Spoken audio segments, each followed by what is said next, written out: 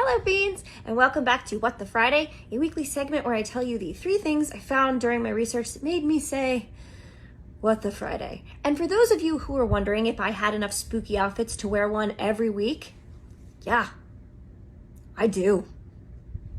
This week, I researched one of the craziest scandals in the history of crazy scandals. And while most of the information made its way into the podcast, tonight, we also have live campfire stories for you.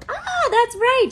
Find us on the We Would Be Dead Facebook page live at 10 o'clock this evening. We're going to attempt to live stream to Instagram as well tonight, which would be our first time doing that, so be gentle. If you are an Insta person, though, don't worry, we haven't forgotten about you. Tonight we're talking about phobias, so this What the Friday is dedicated to a few of them that didn't make the cut. Number 1, Oledoxophobia. It's a fun one to say. An extremely rare phobia, Oledoxophobia, is used to define the fear of opinions. The phobia is believed to be associated with previous encounters wherein the person affected has not been able to properly express their opinion or has had their opinion rejected. This must make the internet a terrifying place for these people. If you have this, stay very far away from Twitter. You'll die. One might argue that this is the type of fear that drives cult leaders forward. While the general public won't listen, well, they'll just eventually find a few like-minded people who will, and then the dial will go from 0 to crazy in a real hurry because the fear of losing that validation is very real. So, leave us some nice reviews so we don't have to go start a cult. 2, Autophobia. Autophobia or monophobia is the fear of being alone or lonely. Being alone, even in a usually comforting place like home, can result in severe anxiety for people who have this condition. People with autophobia feel that they need another person or other people around in order to be safe. Even when a person with autophobia knows they're physically safe, they may live in fear of burglars, stranglers, being unloved, being unwanted, coming down with a sudden medical problem, or hearing unexpected or unexplained noises. I would say that maybe I have this one as I am constantly afraid of burglars, stranglers, or being unwanted.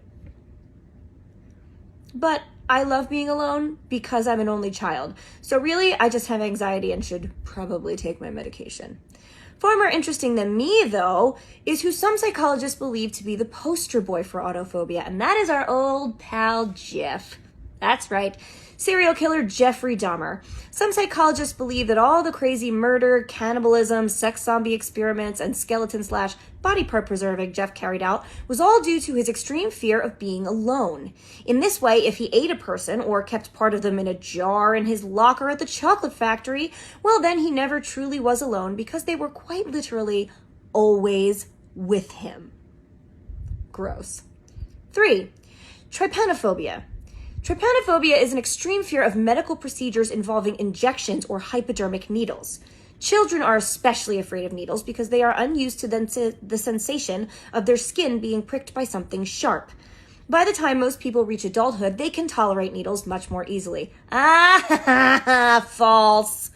I actually do have this one, and I'm a full-blown adult. At least most people consider me to be a full-blown adult. Medically, I'm a full-blown adult. I actually do have this one, and anytime I have blood drawn, I have to tell the phlebotomist to put me on one of the places with a bed because I sweat, pass out, and throw up. I'm a real treat. The nicer ones give me an ice pack to combat the instant sweating, and I appreciate you. You guys are the real heroes. Sometimes, though, our brains are wired for the precise opposite of a phobia, otherwise known as an obsession.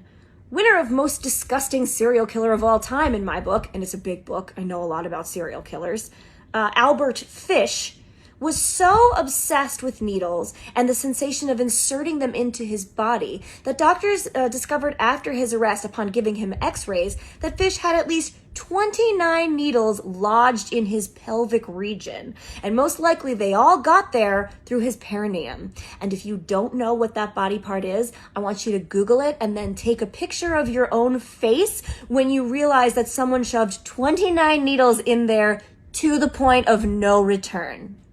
I'll wait. Thanks. And those are the 3 things I found this week in my research that made me say, what the Friday. See you next week, fiends. Bye!